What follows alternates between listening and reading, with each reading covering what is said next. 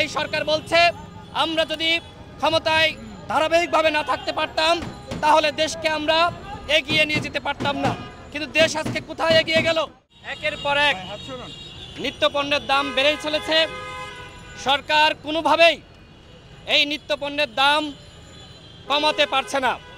এই সরকার কিভাবে ভোট চুরি করে ক্ষমতায় থাকা যায় সেই চেষ্টাই তারা সবসময় করে আসছে।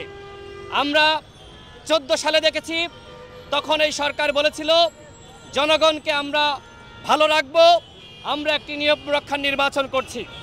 একই সাথে 8 সালের যে নির্বাচন ছিল সেই সময় বলেছিল আমরা 10 টাকা কেজি চাল খাওয়াবো, ঘরে ঘরে চাকরি দিব। কিন্তু দেখেন চালের কেজি এখন 60 থেকে 70 টাকা। আমরা গণ অধিকার পরিষদের পক্ষ থেকে দাবি করছি চালের দাম 30 টাকার মধ্যে নিয়ে আসতে হবে এবং ডালের দাম 80 টাকার মধ্যে নিয়ে আসতে হবে। একই সাথে সয়াবিন তেলের দাম 100 টাকার মধ্যে নিয়ে আসতে হবে।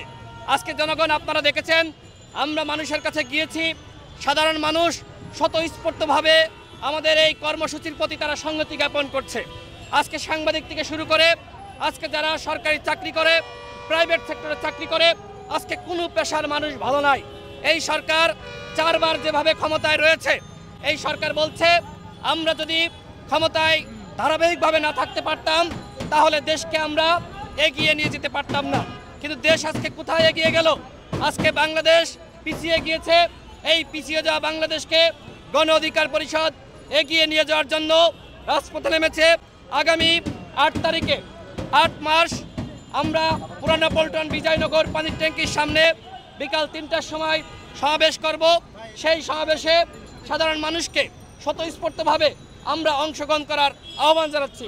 আমাদের সাথে আছে গণ অধিকার পরিষদের সংগ্রামী সভাপতি ডাকসুর সাবেক বিপি জননেতা নুরুল হক নূর, সে সহ তার নেতৃত্বে আজকে আমরা দ্বিতীয় দিনের মতন গণসংযোগ করছি, লিফলেট বিতরণ করছি। আমরা 5 দফা দাবিতে আমাদের এই সমাবেশ করছি। আজকে দেখেছেন এই সরকার সিন্ডিকেটের বিরুদ্ধে কথা বলছে, কিন্তু এই সরকার নিজেই সিন্ডিকেটের মূল হোতা। এই সরকারের যে বাণিজ্য প্রতিমন্ত্রী রয়েছে তিনি বলছেন জনগণের পকেটে আর টাকার অভাব নাই। এই সরকারের যারা লুটপাটকারী রয়েছে তাদের পকেটে হয়তো টাকার অভাব নাই, কিন্তু আমরা যারা সাধারণ মানুষ রয়েছি আমাদের পকেটে টাকার অভাব রয়েছে, আমরা কষ্টে রয়েছি। সেই কষ্টের জায়গা থেকে আমরা যেহেতু কোটা সংস্কার আন্দোলন করেছি, আমরাও নিম্নবিত্ত ঘরের সন্তান, মধ্যবিত্ত ঘরের সন্তান, তাদের কষ্ট আমরা বুঝি।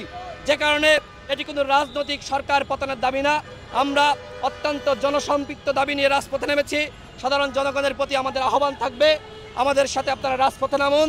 ইনশাল্লাহ এই সরকারকে আমরা বাধ্য করব আমাদের যে 5 দফা কর্মসূচি, সেই কর্মসূচি অবশ্যই সরকারকে মেনে নিতে হবে। অনতিবিলম্বে নিত্যপণ্যের দাম কমাতে হবে।